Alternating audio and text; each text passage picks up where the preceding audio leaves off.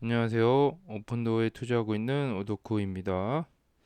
네, 오늘 어제 이어서 리뷰 컨퍼런스를 리뷰를 할 거고요.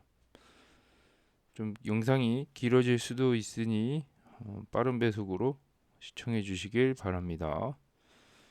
오늘 엔비디아 실적 발표가 있었는데요. 엄청난 상승세를 기록하면서 1000달러를 넘어섰는데 오픈도어랑은 너무 상반되게 움직이고 있네요.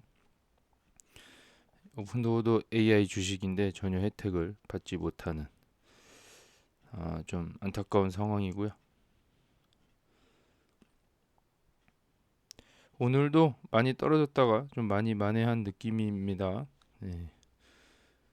금리 영향이 아직 존재하는 것 같고요. 금리가 빨리 해결이 돼야 그 다음 단계로 넘어가지 않을까 생각이 되고요. 오늘 간단하게 X 의견 보고 시작하겠습니다. 30년 모기지 고정금리가 7.09까지 좀 떨어졌네요. 다행이고요. 이 내용은 미국인들이 편안하게 집을 마련하려면 팬데믹 이전보다 80%더 많은 돈을 벌어야 한다고 하네요. 두 배, 거의 두 배 가까이 벌어야 된다고 하니까 그만큼 집값이 폭등을 했다라고 판단이 되네요. 화폐 가치는 더 떨어지고 현금을 빨리 자산으로 바꾸는 그런 거를 빨리 해야 될 것 같고 미국인들이 55%는 경제가 위축되고 있다고 믿고 있으며 49%는 S&P 500이 올해 하락세를 보일 거라고 믿고 있습니다. 조금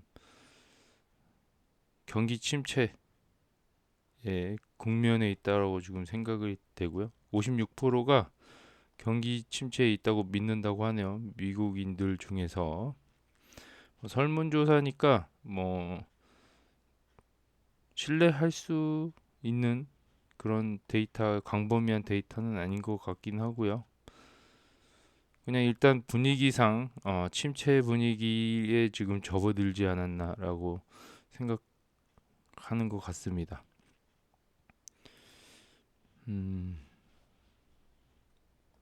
침체가 되면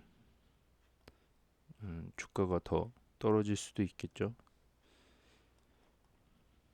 오늘 FOMC 회의록이 나왔는데요. 다 아실 거라 생각해서 간단하게 캡처해 봤습니다. 인플레이션이 더 올라간다 라고 하면 금리 인상을 또 언급을 해버렸어요. 이렇게 이제 말로 아주 그냥 오픈도어를 때려잡고 있습니다.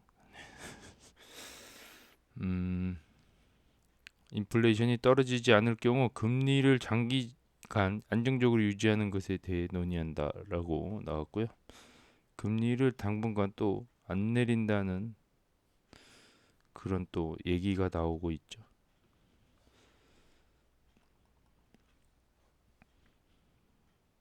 인플레이션이 지속적으로 2%로 이동하는데 더 큰 신뢰를 얻는데 이전에 예상했던 것보다 더 오랜 시간이 걸릴 거라고 평가했다. 다 알고 있는 내용이지만 계속 이런 식으로 얘기를 하고 있습니다. 9월에 될지 안 될지도 모르는 상황으로 가고 있는 것 같아요.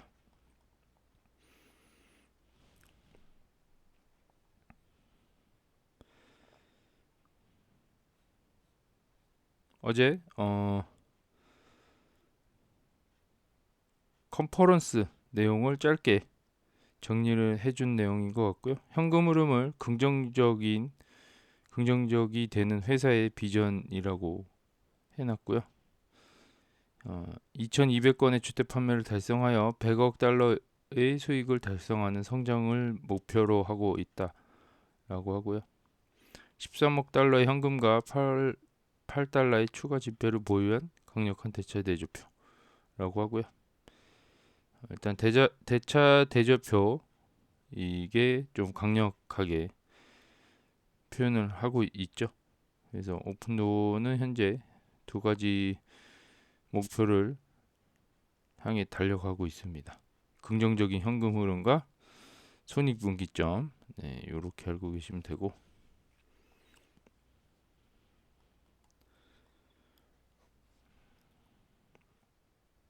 오픈도어 얘기인 것 같아서 캡처해봤고요. 전체 주택 부분에 있어서 그다지 좋은 소식은 아닙니다.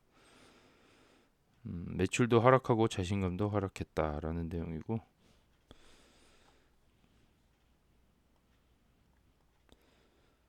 이 내용은 트레이더 분이 좀 참고할 만한 내용이고요. 지지를 좀 받고 있다라고 하는 내용입니다. 밑에서. 그래서 여기도 큰 그림으로 삼각 수렴을 좀 표현을 해놨어요. 그렇게 보시면 되고, 단기적으로 상승을 하지 않을까라고 생각을 하지 않나. 이게 오늘 장 마감에 매수한 내용이고, 또 100만 주 정도 누군가가 산 상황이고요. 거래량이 갑자기 또 많이 올라왔어요. 갑자기 또 거래량이 올라왔는데, 보면은 1700만 주 정도 올라간 상황입니다. 좀 누군가가 또 사기 시작했다라고 알면 될 것 같고요.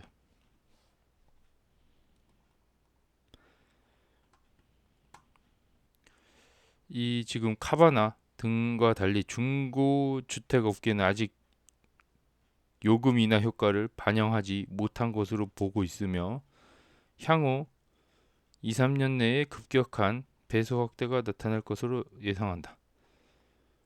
지금 금리 인하 효과를 전혀 받지 못한 주가 흐름이고요. 금리 인하를 했을 때 향후 2, 3년 내에 엄청나게 상승할 가능성이 있다라고 보여집니다. 그게 이제 주택 관련된 부동산 관련된 업체들한테 나타나는 효과인 것 같고요. 요거는 오픈도어 목표 가격은 얼마입니까? 라고 설문조사를 했는데요. 올해 말이죠. 작년처럼 이런 설문조사를 한 것 같은데, $10. 저는 $10를 보고 있는데 다 비등비등해요. 지금 $2대도 은근히 많고요. 이런 약간 부정적으로 생각하시는 분들 되게 많고, 2배 정도 생각하거나 좀 더 상승할 여력이 있다라고 생각하는 비율도 조금 있다라고 보시고요. 이제 아직 투표를 많이 안 했기 때문에 28표 정도 했다라고 하네요. 정확한 데이터는 아니고 그냥 희망회로 많이 돌리기에 좋지 않나라고 생각이 되고요. 이 내용은 위블에서 캡처를 해봤고요. 오늘 엄청 많이 샀어요. 누군가가 엄청 많이 샀는데, 이 수치가 기존의 판 양을 좀 더 뛰어넘는 양인 것 같고요. 여기 매물대 여전히 이불대에서 쌓이고 있는 느낌입니다.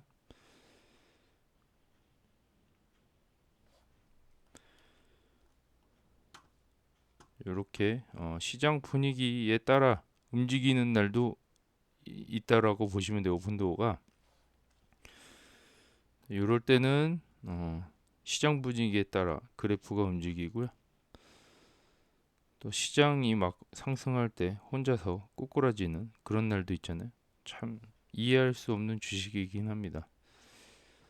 오픈도어라는 게 생각보다 쉽지 않은 주식이고요. 그래서 이게 주가로 판단하기에는 너무 동떨어진 것 같고, 그래서 기업이 어떻게 하고 있는지 계속 탐색을 해야 되지 않나 생각이 되고 있습니다. 오늘 디스코드 의견도 간단하게 한번 보도록 하겠습니다. 궁금하지만 이것이 정확히 얼마나 가치가 있을까요? 이 어디에 대한 답변인 것 같은데 일단 그냥 읽어볼게요. 예를 들어 제가 제안을 요청하여 내 이메일이 시스템에 있지만 모든 오픈도어 제안은 내 집을 구입하는 것입니다. 내가 그들에게 물건을 팔려고 하지 않는다면 그들이 나에게 어떻게 더 많은 수익을 창출할 수 있겠습니까? 나는 지난 몇 년 동안 등록한 수천 개의 다른 이메일과 마찬가지로 또 다른 이메일이 아닐까요? 그들은 고객과 모든 상호작용에 대한 참여와 가격을 추적할 수 있습니다. 사람들이 정기적으로 확인할 수 있는 제스티메이트, 보통 주택 가치에 대한 낙관적인 견해와는 달리 오픈도어 제한은 주택 소유자가 집을 판매할 가능성이 있는 최소 금액을 나타냅니다. 나는 시간이 지남에 따라 회사가 필요한 전환율을 얻기 위해 제공하는 스프레드를 관리하기 위해 데이터를 사용할 수 있을 것이라고 믿습니다. 이게 주택 소유자들이 가격을 물어봤을 때 이런 데이터들은 나중에 써먹을 수 있다라는 내용인 것 같습니다.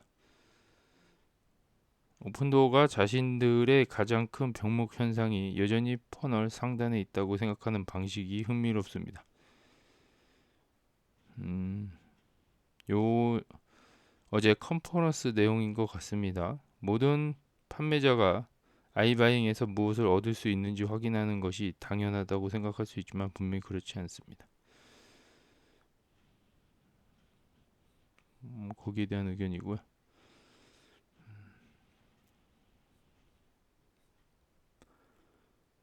주식 투매가 왜 그렇게 가혹한가요? 왜 이렇게 많이 떨어졌냐? 라고 하는 것 같고요. 오늘 아침 실제로는 그렇지 않습니다. 3%의 움직임입니다. 오늘 4월 기존 주택 판매 데이터가 발표되었습니다. 합의에 실패하고 이렇게 뭐가 거부됐다라고 하는데 흥미롭게도 비계절 조정 기준으로 주택 매매의 절대 수준은 2024년 3월을 제외하고 매달 전년 대비 증가했습니다. 북동부 지역의 판매는 여전히 부진하지만 오픈도어의 핵심 남부 및 서부 시장은 바닥을 친 것처럼 보입니다. 그리고 다 컨퍼런스 내용을 캡처해놨습니다. 중요한 부분 이렇게 노란색으로 칠해놨네요. 저는 독점 3자 옵션을 시도하려는 판매자를 위해 제한을 $5,000까지 인상할 의향이 있다는 사실이 확실히 전환에 도움이 된다라고 생각합니다. 이러한 증가폭은 인센티브를 제공할 만큼 충분히 크며 오픈도어의 장점은 자본을 묶이지 않고도 집을 팔고 수수료를 벌 수 있는 기회입니다. 오늘 다뤄볼 내용인 것 같고요. 익스클루시브에 대한 내용으로 확인이 됩니다. 직거래 플랫폼이죠. 네. 골드만삭스 CEO는 연준이 올해 금리 인하할 것으로 더 이상 기대하지 않는다. 또 안 한다는 얘기 나오고 있어요. 무엇이 첫 번째 금리 인하를 촉발하게 될까요? 인플레이션이 낮아지고 있습니다. 그것은 올라가는 것만큼이나 잠재되어 있습니다. 그렇게 간단합니다. 당신 말이 맞길 바란다. 4월 석유 가격은 매일 $80가 넘었고 최고치인 $87에 도달했습니다. 5월 현재까지 매일 $80 미만이었으며 지금은 $77입니다. 주택 다음에는 유가가 인플레이션의 핵심이라고 말하고 싶습니다. 주택 가격 지연으로 인해 결국 CPI가 낮아지고 주가가 80 아래로 떨어지면서 5월 CPI, PPI가 더 낮아질 것으로 생각됩니다. 다음 주에 4월 PCE가 어떻게 나오는지 살펴보겠습니다. 이런 내용이고요. 9월 금리 인하가 현실화될 수 있다 라는 내용입니다.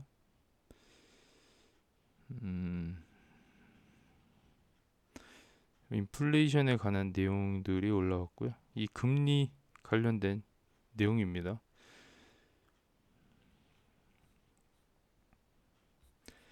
네, 별다른 오픈도어 의견은 없었고요. 댓글 어제 안 본 것 같은데 댓글 한번 보고 갈게요. 오를 때 한순간에 무섭게 오르는 느낌이 듭니다. 저도 이런 느낌이 듭니다. 네. 왠지 계속 금리 때문에 계속 이렇게 묶여둔 느낌이고요. 고무줄을 뒤로 잡고 당기는 순간 이제 튀어나갈 때 좀 빠르게 튀어나가겠죠. 그런 느낌으로 주가도 반등할 거라 생각이 됩니다. 그걸 믿고 투자하고 있기 때문에 기다려야 되지 않나 생각이 되고요.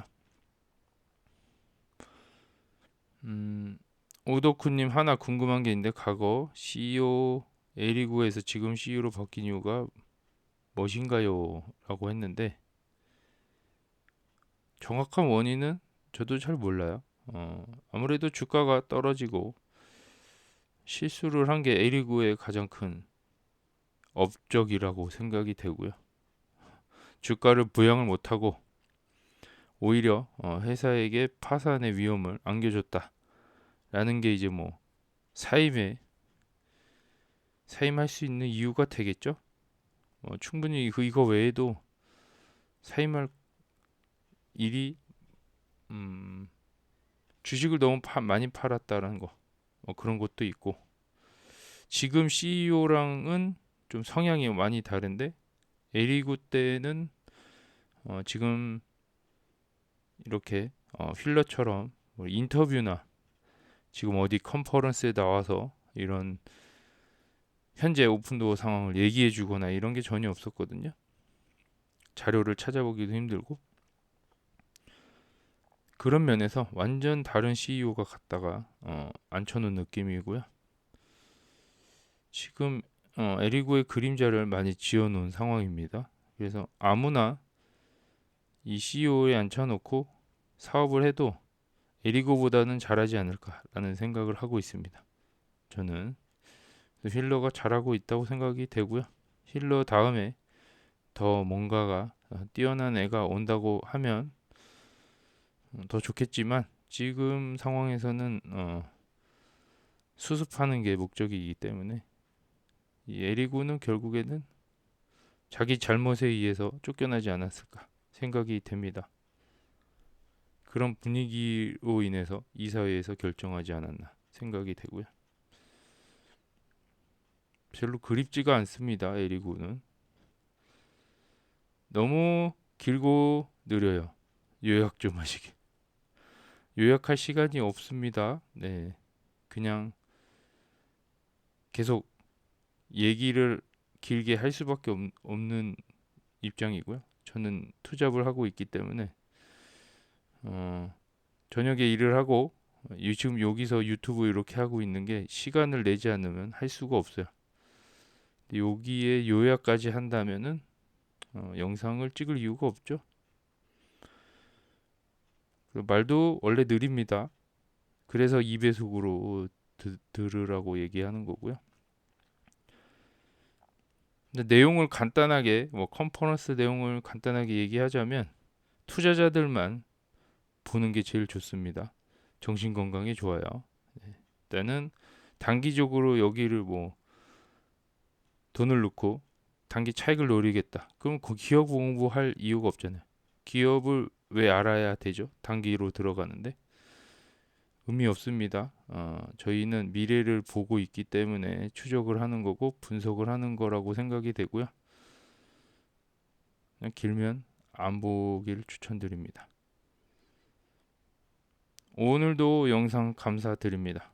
감사합니다. 저도 이렇게 댓글을 달아주기 때문에 영상을 찍게 되네요. 원래는 안 찍으려 그래도 이런 댓글 보면은 또 찍어야죠. 네. 해가 뜨기 직전에 가장 어둡습니다. 직전이 가장 어둡다라는 내용이고 지금 하락을 해도 뭔가 희망이 끈을 놓으면 안 된다라는 얘기로 들립니다. 네. 항상 감사합니다. 네. 제동님도 감사합니다. 영상 사실 40대 아저씨가 이렇게 얘기를 하는데 이게 뭐가 재밌겠어요, 그죠? 그냥 웬만하면 말도 느리고 이렇게 영상이 좀 길게 느껴진다. 안 보셔도 괜찮습니다. 네. 스킵하셔도 되고 구독 안 하셔도 됩니다. 네. 구독 뭐가 의미가 있겠어요? 주가가 이렇게 떨어지는데. 그죠? 저는 오픈도어가 더 성공하길 바랍니다. 이 유튜브 같은 거 안 해도 됩니다. 내일 당장 안 해도 되고요. 화이팅. 네. 키키킴님이 화이팅 해주셨어요. 오픈도어를 일단 돈이 들어가서 열심히 기업에 대해서 알아가고 있는 것 뿐이지 별 의미 없는 유튜브 작업인데요. 부지런히 영상 항상 감사드립니다. 오래오래 해주세요. 오래오래 해달라고 하니까 저는 투자할 때까지만 할 생각입니다. 오픈도어 주식이 한 10달러? 좀 생각보다 빠르게 반등해서 20달러까지 가면 손 털고 나올 예정입니다. 많이 지쳤기 때문에 장기적으로는 한 1000주 정도 들고 갈 예정이고요. 지금 모든 비중을 다 덜어낼 예정입니다. 오늘도 부지런한 영상 감사하다고 얘기해줬고요. 네, 다 영상에 대해서 감사하다고 하니까 계속 찍어야겠죠? 길어서 좀 불편하신 분들도 있는 것 같은데요. 그냥 제 스타일대로 하겠습니다. 이거 뭐 자꾸 요약하고 뭐 편집하고 자르고 하면 안 하니만 못해요. 너무 힘들어요. 네, 저도 제 직업이 있기 때문에 어제 내용 다시 이어서 보도록 하겠습니다. 그래서 여기부터는 뭐 관심 없으시면 영상을 끄고 가시면 좋을 것 같아요. 자, 지금부터 다시 볼 건데 어제 봤던 내용 중에 보충할 내용이 하나 있는 것 같아서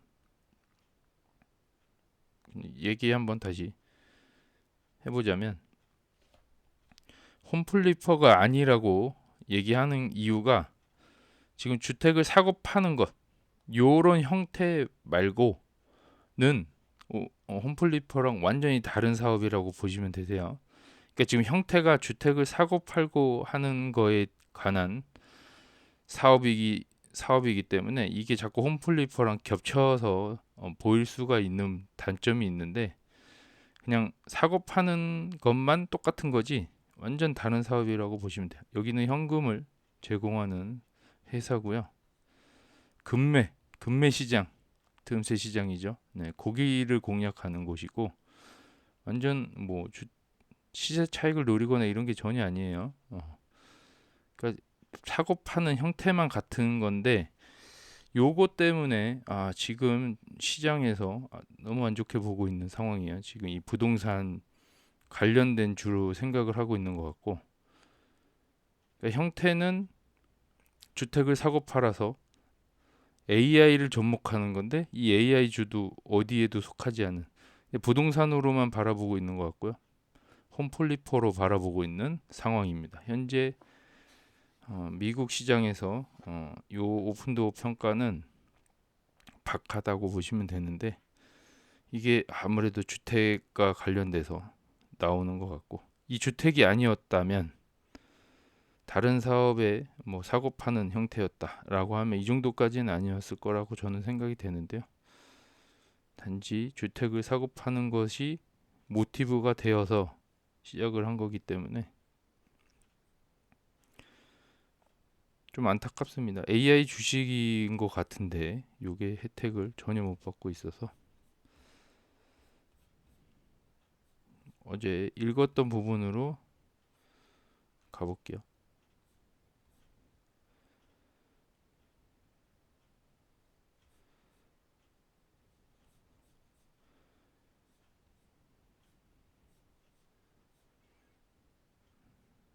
여기인 것 같아요.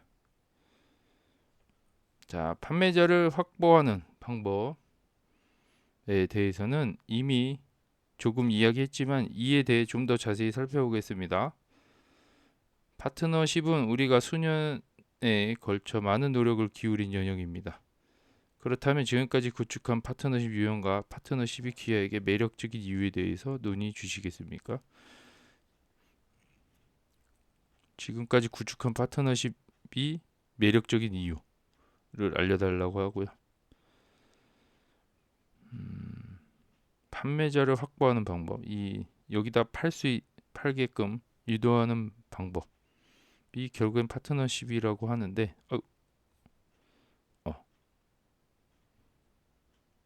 네, 다시 돌아왔어요.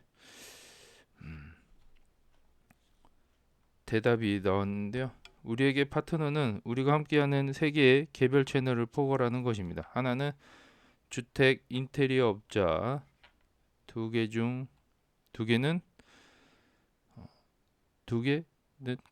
세 개는 온라인으로 개인 책임입니다.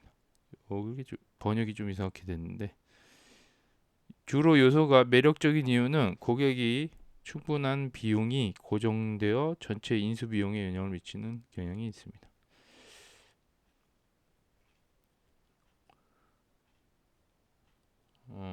그냥 읽어볼게요. 이해는 안 갔지만 우리는 계약된 계약에 따라 비용을 지불합니다. 우리는 시스템에 돈을 투자하지 않고 계약을 보호할 때와 마찬가지로 많은 사람들을 전환하여 비용을 지불하며 우리에게 매우 효율적인 설정이 되는 경향이 있습니다. 건축 건설 업체 외에는 우리가 대부분의 최대 크기 플레이어와 부품을 연결하고 총 90개의 건축 건설 업체가 있다고 생각합니다. 그리고 우리는 완벽한 서비스 제공 고객입니다. 건축 건설 업체가 90개 정도가 조인이 되어 있는 상황이에요. 엄청나죠? 규모가 좀 많이 큰 걸로 보여집니다. 네, 지금 캐릴러가 빠르게 수습하면서 이 판매 활로를 많이 찾은 것 같은데요. 90개 건축 건설 업체가 조인이 돼 있는 상황이고, 이게 지금 결국엔 호황기 때는 난리 나겠는데요. 네, 그때까지 버텨야 되겠는데 왠지 좀 기대가 됩니다. 이게 지금 부동산이 갑자기 상승 시장을 타면은 오픈도어가 날아갈 것 같다라는 그런 예감이 좀 들긴 합니다. 희망회로가 아닌 뭔가 팩트일 수도 있겠는데요. 주말에 방쇼에 들어와 새 집에 사고 싶다고 말하는 고객입니다. 새 집에 지금 쇼룸 같은 데 들어와서 새 집 살고 싶다고 말하는 고객이 조건부 파트너가 될 수는 없습니다. 이러한 건축업자의 관심을 기울이는 것은 그들이 주택 자산이 얼마인지 알아낼 수 있습니다. 그 주말 동안 그들은 쇼룸을 볼 때 우리는 그들을 위해 날짜를 정할 수 있으며 매우 긴밀한 관계입니다. 우리에게 훌륭한 분입니다. 그리고 우리는 오픈도어 초기부터 실제로 그렇게 되었다. 일단 건축업자 이거 지금 새집 이런 쇼룸 같은 데 가서 사람들을 바로 이제 주택을 사게끔 만들 수 있는 방법이 이제 오픈도어에게 있는 거죠. 어떻게 보면 사면 또 시간이 또 걸리는데 팔고 이렇게 하려면 또 걸리는데, 오픈도어가 여기에 들어가면서 쉽게 팔아버리고 새 집을 살 수 있는 그런 루트가 될 수 있다라는 거잖아요. 이게 어떻게 보면은 집을 이렇게 쉽게 사고 팔 수가 있나라고 생각이 되지만 쉽게 사고 팔 수 있게 완전히 만들어놨다. 이게 실제로 일어나는 일이라고 보시면 되고요. 그냥 완전히 쇼핑하듯이 살 수 있다라는 내용입니다. 두 번째는 에이전트 채널입니다. 제 생각엔 우리도 처음부터 에이전트와 협력해 왔지만 제 생각에는 그 관계가 훨씬 더 공생적이고 우리에게도 더 좋고 에이전트에게도 더 나은 관계로 바뀌었을 것입니다. 오늘 중개인이 목록 약속에 와서 이봐 내가 당신의 집을 홍보하고 MLS에 올렸다면 우리는 이 모든 일을 하고 판매를 위해 집을 꾸미고 오픈하우스를 할 것입니다. 라고 말할 수 있다. 우리는 X를 얻을 수 있습니다. 말이 긴데요. 대안은 그런 일을 하지 않을 것입니다. 이것은 본질적으로 또 다른 대안인 오픈도어 제한입니다. 이렇게 복잡하게 할 필요 뭐 있냐라는 내용인 것 같아요. 이는 특정 고객에게는 오를 수도 있지만 모든 고객에게는 옳지 않을 수도 있다. 이거 다 알고 있는 내용이에요. 이 틈새 시장일 수밖에 없는 부분이고 다 100% 만족할 수 없는 부분이라고 보여집니다. 이런 방식이 싫다고 하시는 분들도 엄청 많은 거죠. 괜찮다. 이런 게 큰 의미 없다라는 거죠. 이 틈새 시장만으로도 만족한다라는 내용인 것 같아요. 그러나 일부 고객에게는 이것이 훨씬 더 매력적인 대안이 될 수 있다. 이 일부 고객, 이 틈새 고객 중에 일부는 이게 엄청난 매력적인 제안이 될 수 있다는 얘기겠죠. 그리고 상담원의 경우 시간에 대한 수익이 매우 클 수 있다. 이 상담원이 에이전트인 것 같아요. 네, 요걸 에이전트라고 보여지고요. 에이전트가 이제 오픈도어에게 조인을 해서 한다면 이 시간당 벌어들이는 수익이 엄청 크다라는 얘기죠. 오픈도어랑 협력할 수밖에 없다. 에이전트도 나중에 시간이 지나다 보면은 이게 매력적인 조건이 될 수 있다는 거죠. 에이전트에게도 우리가 그들에게 상장 수수료로 벌어들이는 것보다 적은 금액을 지불한다는 뜻입니다. 다시 말하지만 시간이 지나면 그 미적분학은 때때로 그들 전체에게 의미가 있다. 그리고 우리는 개별 에이전트뿐 아니라 앱과 흐름에 통합된 전국 7만 명의 에이전트인 EXP 리얼티와 파트너십을 발표했으며 전국 다른 주요 중개업체와도 그렇게 하고 있다. 에이전트들하고도 엄청 많은 그 규모로 조인이 돼 있는 상황이에요. 그래서 지금 전국 단위의 부동산 에이전트들이 웬만하면 좀 좋은 조건이다 그러면 오픈도어에게 이거를 소개를 시켜줄 거라는 거죠. 판매자들을 그렇게 해서 오픈도어와 거래를 할 수 있는 파트너십이 지금 완성이 된 상황이고요. 우리는 마치 오늘날에도 여전히 그 채널에 대한 침투가 매우 부족한 것 같습니다. 요것도 그렇게 크진 않다라고 생각하는 것 같아요. 매우 부족하다라고 하네요. 우리는 시간이 지남에 따라 더 많은 작업을 수행할 것입니다. 어쨌든 더 규모를 키워간다는 얘기겠죠. 마지막은 온라인 부동산 사람들입니다. 진로우는 우리가 가진 큰 예입니다. 기아각 진로우의 웹사이트에 있고 집을 팔려고 생각하고 있는 곳에 다시 우리는 그들의 흐름에 통합되어 있습니다. 그러니까 집을 팔려고 생각을 한다면 무조건 진로우로 간다는 얘기죠. 이 오픈도어로 안 가고 어쩔 수 없는 거죠. 그런데 여기서 또 파트너십이 돼 있기 때문에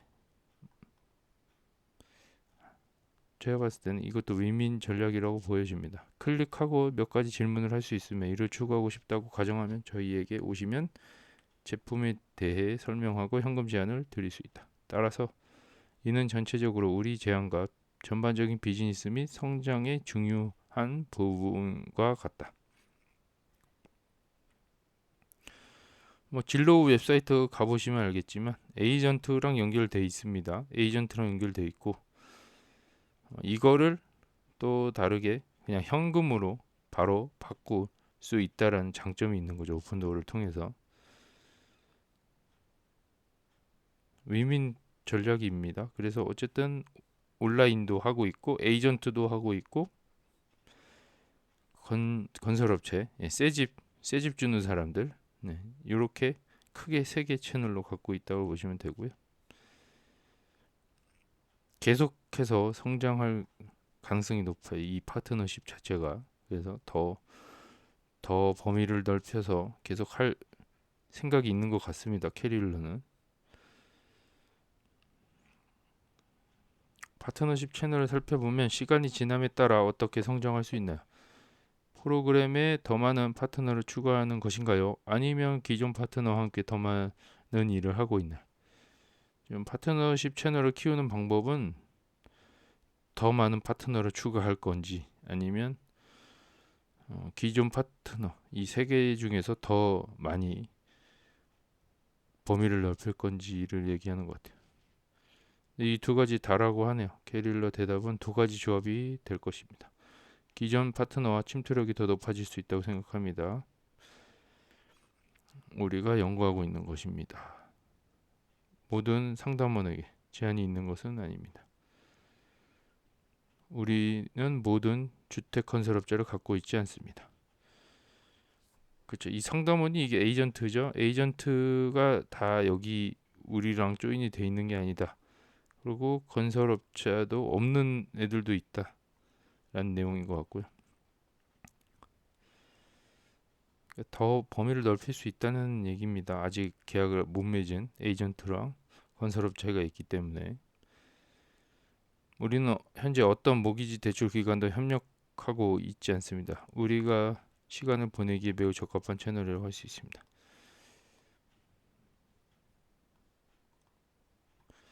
모기지 대출 기관과도 협력하고 있지 않는다.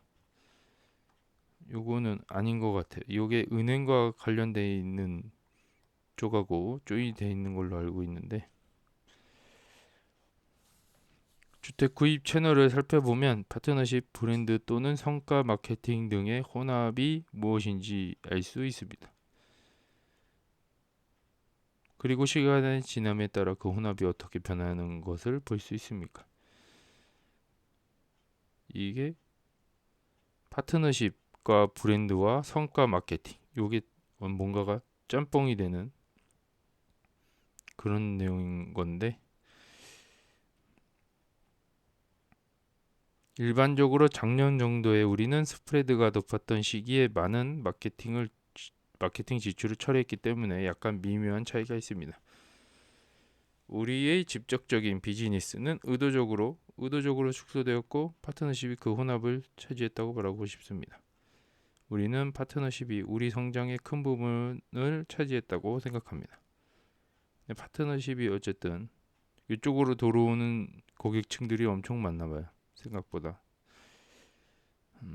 그러나 상황이 좀 더 정상화됨에 따라 우리의 비즈니스의 직접적인 측면과 파트너십 채널 측면이라고 부르는 것 사이에 건전한 균형이 있을 것으로 기대합니다.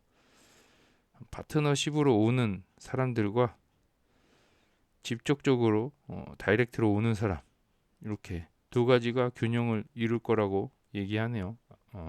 이게 좀 더 시장 상황이 정상적으로 된다면 이렇게 될 가능성이 높다고 합니다. 이제 현재는 약간 침체기라 파트너십 쪽으로 좀 더 많이 오는 것 같다라고 얘기하는 것 같고요.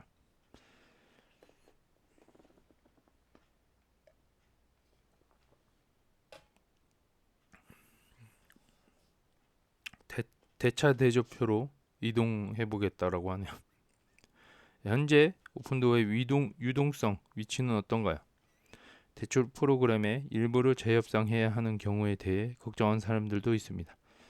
어쩌면 우리가 걱정해야 할 것이 있습니까? 현재 상황을 좀 알려달라는 얘기인 것 같고요. 대차 대조표 측면에서 볼 때 오늘날 우리는 13억 달러의 자본을 보유하고 있으므로 실질적으로 자본화되어 있습니다. 그중 약 10억 달러는 무제한 현금입니다. 이 10억 달러가 그냥 현금으로 갖고 있다는 얘기죠. 완전히 캐시로 갖고 있기 때문에 지금 자본이 빵빵하다라는 얘기인 것 같습니다. 우리가 선택하면 주택에 투자할 수 있습니다. 이 10억 달러의 현금으로 주택을 마구 사들일 수 있다는 얘기죠. 20%만 현금이 들어가고 나머지 대출이잖아요. 80%가. 이 부분을 얘기하는 것 같아요. 그래서 사업에 필요한 돈은 주택의 20%만 필요하기 때문에 엄청난 양의 주택을 사들일 수 있다라고 보여집니다. 우리는 약 80억 달러의 자산 담보 금융시설을 보유하고 있다라고 하고요. 21억 달러는 그 중에서 21억 달러는 매력적인 가격의 정기 대출이라고 합니다.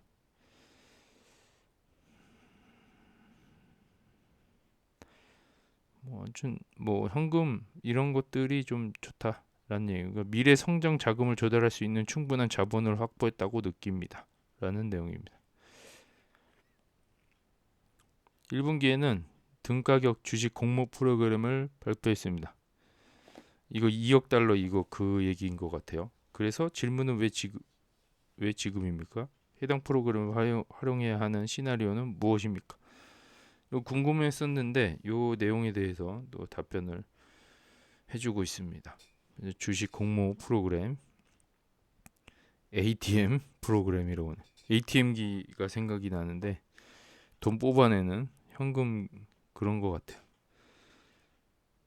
ATM 프로그램을 실제로 우리 툴킷에 포함된 도구로만 생각했다는 뜻입니다. 이는 솔직히 말해서 더 낮은 수수료로 최대 2억 달러의 주식을 시장에서 발행할 수 있는 프로그램입니다. 주식 발행하고 현금 땡기겠다는 얘기죠. 그것은 선택이지 어떤 일을 해야 하는 의무는 아닙니다. 일단 고려는 해보겠다라는 내용인 것 같고요. 이걸 반드시 해야겠다라는 내용은 아닌 걸로 판단이 됩니다. 미래 성장에 자금을 지원하기 위해 이를 활용해야 하는 경우 그렇게 할 수 있지만 통화에서 말했듯이 지금 당장 그렇게 할 설계는 없다. 이런 대안이 있다라고 얘기하는 것 같고요. 돈을 당장 끌어서 돈이 좀 갑자기 급하게 필요할 때 이런 식의 프로그램을 사용하겠다라는 내용인 것 같습니다. 마이너스 통장 같은 거죠, 어떻게 보면. 네. 자본 집약적인 많은 회사들이 ATM을 이용하고 있습니다. 이게 다 많은 회사들이 사용하고 있다고 하니까 특별하게 생각할 필요는 없을 것 같다라고 생각이 되고요. 카바나 및 테슬라와 같은 사람들과 진로에는 대차 대조표로 관련 사람들처럼 하나가 있다고 생각합니다. 그것을 사용했습니다. 그리고 거래량이 주어지면 이는 우리가 활용할 수 있는 고유한 것이기도 합니다. 우리는 기회주의적이면서도 인내심을 가질 것입니다. 돈이 필요하면 어쨌든 한다는 얘기인 것 같고요. 요때 카바나나 테슬라도 이런 식으로 돈을 끌어당겼었나 봐요. 자세히는 모르지만 테슬라랑 카바나를 언급할 정도면 이 사람은 이 캐릴러는 카바나의 주가도 확인했을 테고 캐릴러는 지금 테슬라 주가도 확인했을 텐데 이 오픈도어 주가를 왜 생각을 안 할까요?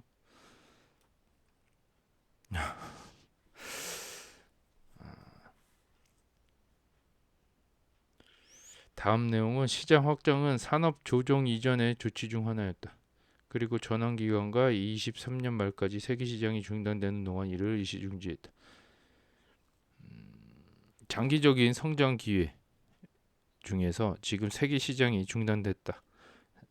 23년도 말에 거의 23년도에 세계가 거래가 중단되었죠. 이제 앞으로 시장 확장을 하려면 무엇을 확인해야 되냐라고 물어봅니다. 그래서 결국에는 시장 확장 계획이 있는지 물어보는 것 같고요.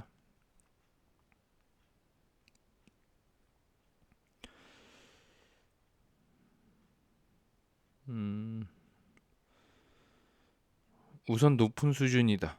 고려할 가능성이 있다라는 내용인 것처럼 보여지고요. 앞서 우리가 현재 어디에 있는지 무엇을 인수할 수 있는지에 따라 우리는 분포 곡선 일부가 되길 원합니다. 이는 50개 시장에서 가장 유동성이 높고 거래 속도가 가장 빠른 것입니다.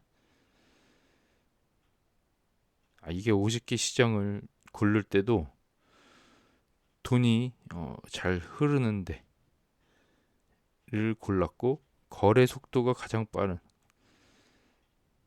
이런 데를 골랐다고 보시면 되겠네요. 이 50개도 그냥 고른 게 아니고 이 미국 땅덩어리가 크잖아요. 거기에 도시들이 엄청 많은데 그 50개 도시를 고른 것도 다 이유가 있는 선택이라고 보여지고요. 바이박스, 살 수 있는 구매 범위를 고려를 해야 되고 가격대, 주택 유형, 주택 연령 등으로 정의되는 모든 것을 합치면 우리가 접근할 수 있는 시장 규모는 6,500달러, 6,500억 달러. 따라서 현재 우리가 추구할 수 있는 성장에 대한 주지사는 없습니다. 확장하는 방법에는 두 가지가 있다. 바이박스를 늘리는 것이고 시간이 지나면 시간 전반에 걸쳐서 바이박스를 계속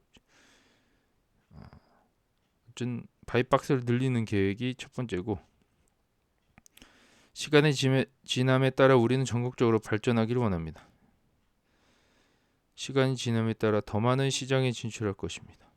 두 가지 방법, 바이박스를 늘리고 도시를 더 늘리는 방법이 두 가지고요. 우리는 전국적으로 서비스를 제공할 수 있다는 것을 확신하고 싶습니다.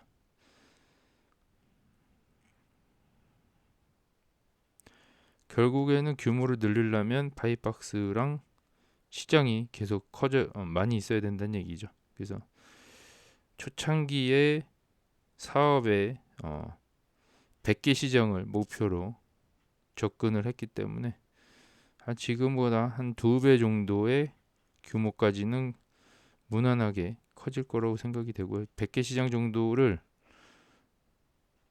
처음에 선택을 한 것 같아요. 처음부터. 그래서 거기서 좀 하나씩 늘려가고 있는 상황이고 처음에 일단 고려했던 도시들이 100개 정도를 골라놓은 것 같습니다. 그래서 지금 하나씩 열리기만 하면 돼요. 제가 봤을 때는 지금 상황이 좋지 않기 때문에 안 하는 것 뿐이라고 생각이 되고요.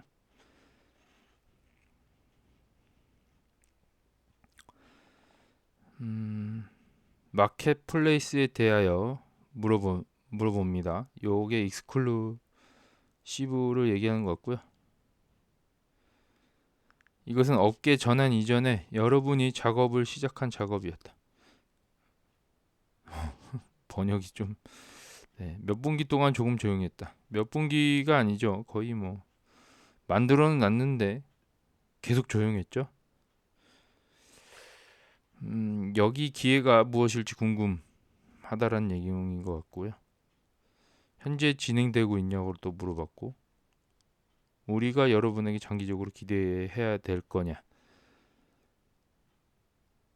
라는 내용입니다. 그러니까 일단 이게 익스클루시브에 대한 진행 상황을 좀 물어보고 있는 것 같습니다. 최고 수준에서 우리는 매우 집중하고 있으며 시간이 지남에 따라 시스템에서 더 많은 대차대조표 수익을 얻기를 원합니다. 마켓플레이스를 통해 얻을 수 있다. 귀하의 주택을 등록하면서도 오픈도어 현금 제공의 보안을 유지할 수 있는 리스트 위드 확실성이라는 제품을 보유하고 있습니다. 우리는 자본이 적은 소유권 및 에스크로 사업을 운영하고 있으며 다른 서비스와 보조 서비스도 있으므로 시간의 지남에 따라 추가할 수 있다. 지금 사업이 지금 사고팔고 하는 거 외에도 엄청 많은 사업을 요 안에서 하고 있다라고 보면 되겠네요. 이게 다 각각의 업체들에게 있는 사업들인 건데도 불구하고 오픈도어가 다 하고 있다. 마켓플레이스는 지난 한 해 동안 단일 시장에 집중하여 소비자가 MLS에 주택을 등록하는 것과 다른 것에 어떻게 반응하는지 이해하기 위해 노력한 것입니다. 일부러 하나만 등록해서 계속 모니터링을 한 것처럼 보여집니다. 어떻게 이제 MLS의 그런 상황과 이 마켓플레이스 상황을 좀 계속 주시한 것 같고요. 어떻게 되는지 오픈도어에서 더 나은 결과를 얻을 수 있도록 몇 주 후에 다른 구매자 제안을 제공하고 해당 고객이 어떻게 반응하고 전환할지를 이해한다라는 내용이고 내 말은 초기 테이크아웃은 사람들의 성향이 매우 높게 변한다는 것입니다. 정통적인 목록을 거치지 않고 집을 MLS에 노출하고 우리가 요구하는 상황에 따라 모든 수리를 수행하고 싶지만 우리가 일치시킬 수 있는지 확인하고 싶은 예비 가격에 있는 판매자가 있습니다.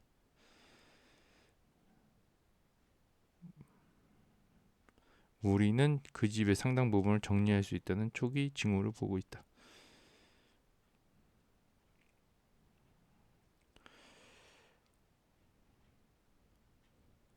좀 번역이 좀 이상하게 됐어요. 우리는 외부에서 푸딩이 여기 갑자기 왜 나오죠? 푸딩에 대해 많이 이야기하기 전에 시장보다 푸딩에 대한 증거와 실질적인 가시적 결과를 갖고 싶습니다. 우리에게는 계속해서 투자할 것이 확실하지만 현재로서는 투자자들과 공유할 만한 것이 아무것도 없지만 계속해서 노력할 것입니다. 이 마켓플레이스에 대한 내용인데요. 계속 일단 한 곳에 계속 집중해서 모니터링을 할 거고 추후 지금 계획이 지금 노력은 하고 있지만 나오질 않고 있습니다. 예, 추후 계획이 어떻게 될지는 잘 알려주지 않은 상황이고요.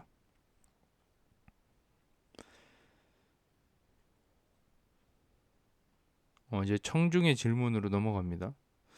거의 끝에 다다르고 있는 상황이고요. 기아의 사업을 살펴보면 가장 제약이 많은 곳이 어디입니까?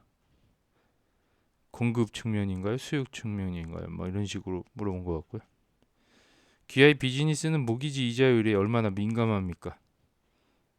이건 많이 민감한 것 같은데 안 물어봐도 될 것 같은데요.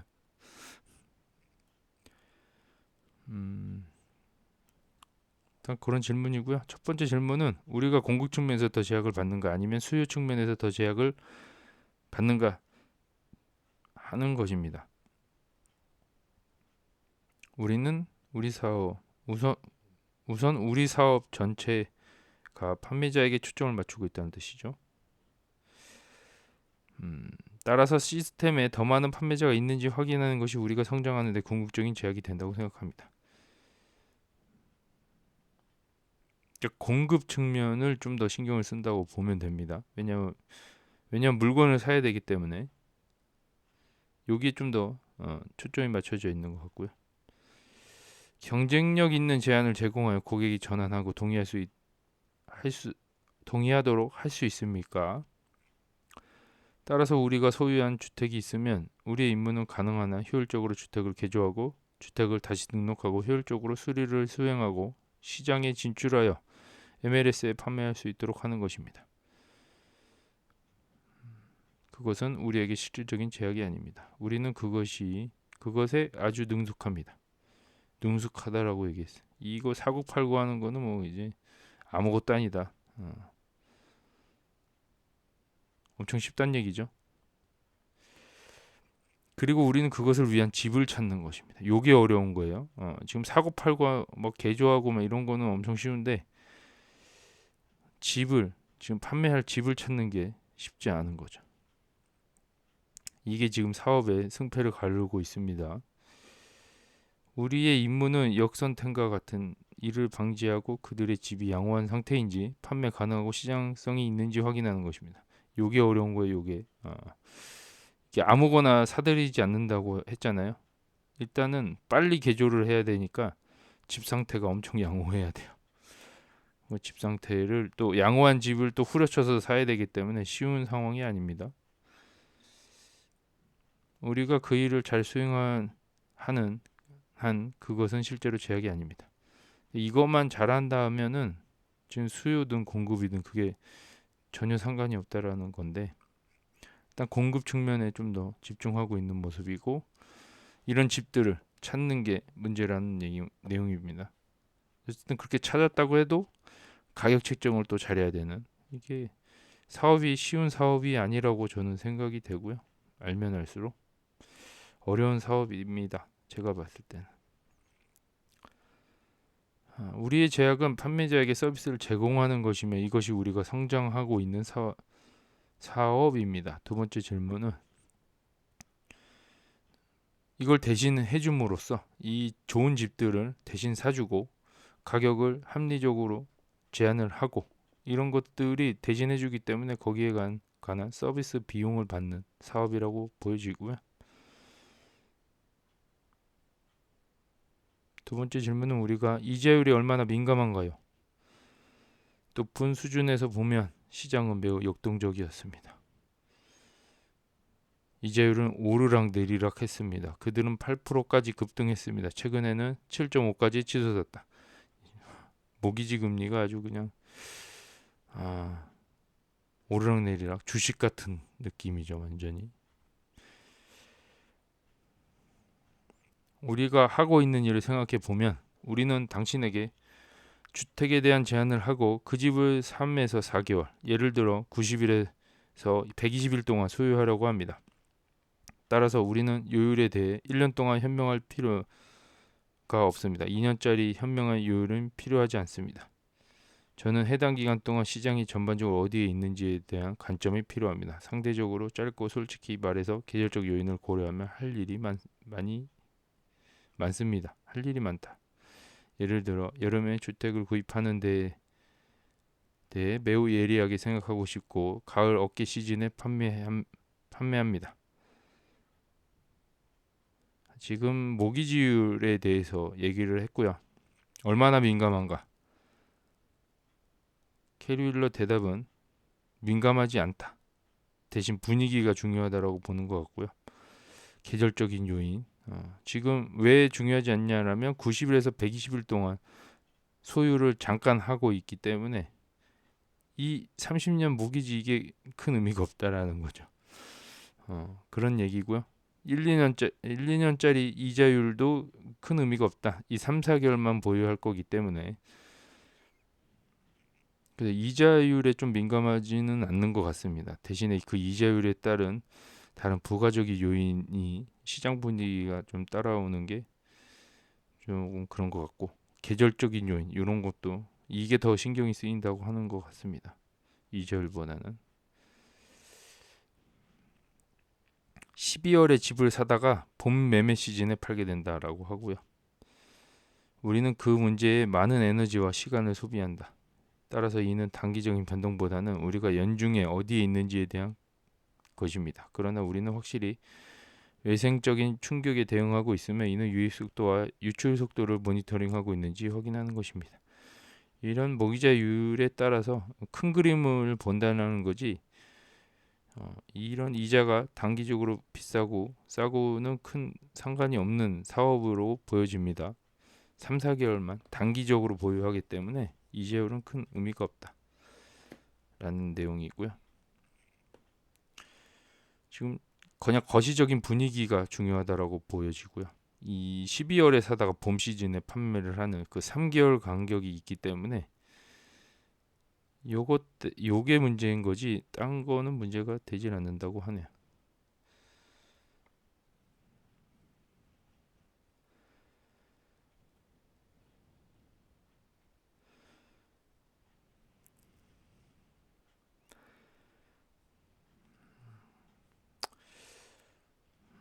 또 다른 질문이고요. 아마도 기아가 속해 있는 시장의 관점에서 볼 때 더 나은 시장과 실적이 저조한 시장의 수익성 차이와 변동성은 얼마나 됩니까?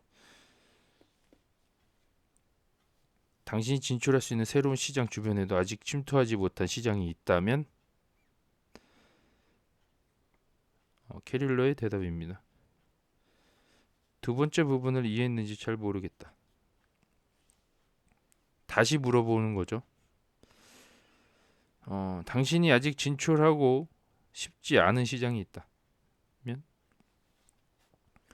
아직 진출 안 한 거 중에서 진출하고 싶은 시장이 있는지 물어보는 것 같은데요. 첫 번째 질문, 수익성의 불균형에 관한 것이었다. 범위가 얼마나 넓은지 시장 측면에서 볼 때 가장 좋을 수도 있고 더 나쁠 수도 있습니다. 우리는 모든 시장에서 전반적인 기업 마진을 관리한다고 말하고 싶다. 전반적으로 모든 시장에 기업 마진을 관리하고 있다라는 내용이고요. 여러 가지 이유로 인해 각 시장은 해당 시장 위험이나 기회 상황에 따라 다른 스프레드를 받을 수 있다. 각 시장마다 스프레드가 다 다르다는 얘기죠.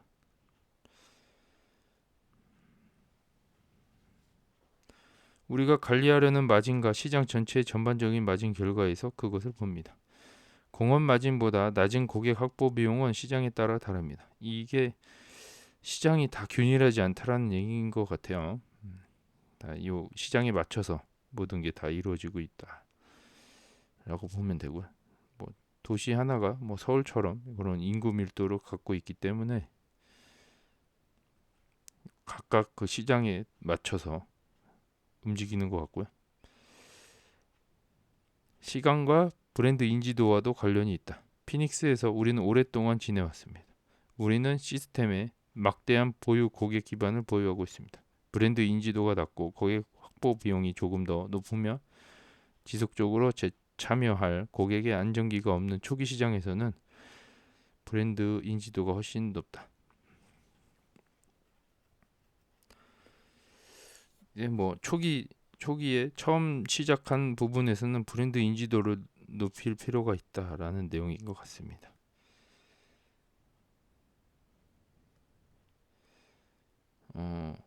50개 시장 중 절반이 재주정 및 마케팅 비용 준비가 완료되었다. 다 지금 마케팅을 할 준비가 완료됐다고 하네요. 절반 정도가. 성장하기 위해서는 시간이 지남에 따라 시장을 성숙시키기 위한 자연스러운 승풍이 있지만 작년에는 솔직하게 할 수 없었다. 작년에는 이렇게 홍보를 할 수 없었다라는 내용이고요. 두 번째 질문. 시장, 모든 시장. 시간이 걸리겠다. 시간이 좀 걸린다는 얘기죠. 우리는 전국적인 것을 원한다고 자신합니다. 전국에 서비스 할 거라고 확신하고 있습니다. 우리가 지역에서 아주 작다고 자신합니다. 우리는 LA에 가봤지만 그곳은 시장이 있었습니다. 당사는 일을 완료하지 않았습니다. 우리는 어디에나 있고 싶어 하는 것 같아요. 내 말은 50에서 100으로 가는 것은 우리가 내부적으로 이야기하는 좋은 환경과 같습니다.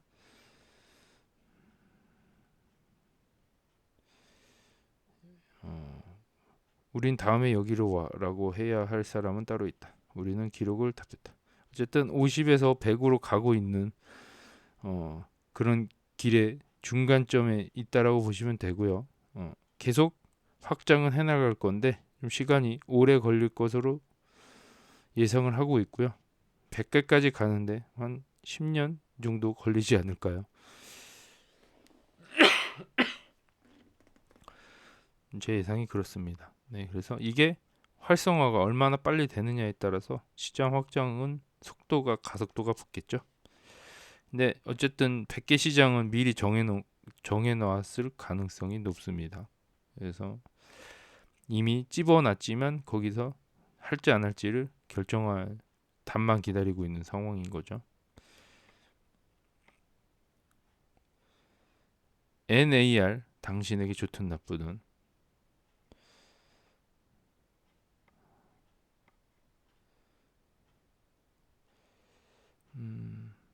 귀하의 손에 권한을 보유하고 에이전트와 계약하는 방법과 지불할 금액을 결정하는 것입니다. 높은 수준의 우리는 같은 것을 믿고 싶어. 소비자에게 순위.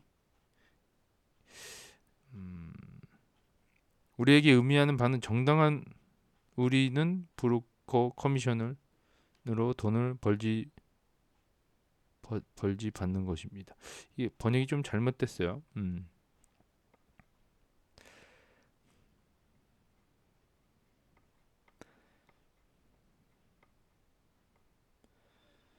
어쨌든 NAR 합의로 인해서 거기에 관한 의견을 듣고 싶은 것 같아요. 근데 우리가 알다시피 NAR 합의는 오픈도어에게 좋은 측면으로 작용할 가능성이 높다라고 얘기했잖아요. 그래서 국내 유일의 거래 계약 직접 구매 플랫폼 직거래 플랫폼을 보유하고 있습니다. 네. 요거 지금 계속 여기서 홍보를 하고 있죠. 그래서 사람들이 바라는 것 같으면 지불한 내용 지불한 비용에 대해 더 잘 아는 것 같다. 그런 내용인데 어쨌든 자기네들이 지금 익스클루시브가 있으니까 이쪽으로 통해서 직거래를 할 수 있는 사이트가 마련이 돼 있으니까 요게 지금 잘 시행이 된다면 오픈도어에게 긍정적으로 올 수 있다고 봅니다. 지금 번역이 너무 복잡해서 요거는 넘어가고요. 내용이 끝났네요. 네, 요렇게 질문을 하고 내용이 끝났어요. 장기적으로 보면 NAR 합의가 오픈도어에게 좋은 결과가 있을 것 같고요. 아직 주가에 반영되지 않은 금리 효과가 지금 아직 주가에 반영이 안 됐잖아요. 상승 효과는 지금 많이 있다라고 생각이 되고요. 손익분기점을 앞두고 있고 또 다른 거는 지금 익스클루시브가 만약에 활성화가 된다면 수익성이 더 커지겠죠. 뭐 그런 부분들. 지금 오픈도어에게 아직 긍정적인 성장 흐름이 보이는데요. 이걸 믿고 투자할 가치가 있어 보이긴 하는데 쉽지가 않다는 거죠. 주가는 계속 바닥을 향해 가고 돈은 없고 이거 그냥 사 모으면 될 것 같은데 근데 사 모을 만한 돈이 없잖아요. 그래서 떨어지는 주가에도 마냥 웃을 수만은 없는 상황이고 그렇습니다. 기업은 계속 성장할 것으로 보여집니다. 2024년도, 25년도, 26년도 쭉쭉 성장할 것으로 보여지고요. 주가가 얼마나 빨리 반영을 해주느냐에 따라서 좀 평가가 엇갈릴 것 같긴 한데 부동산이 일단 좋아지고 경기 침체가 일어나지 않고 이런 조건들이 성립이 돼야지 기업의 미래가 좀 보일 것 같습니다. 긴 시간 시청해 주셔서 감사하고요. 내일 또 다른 영상으로 찾아뵙도록 하겠습니다. 감사합니다.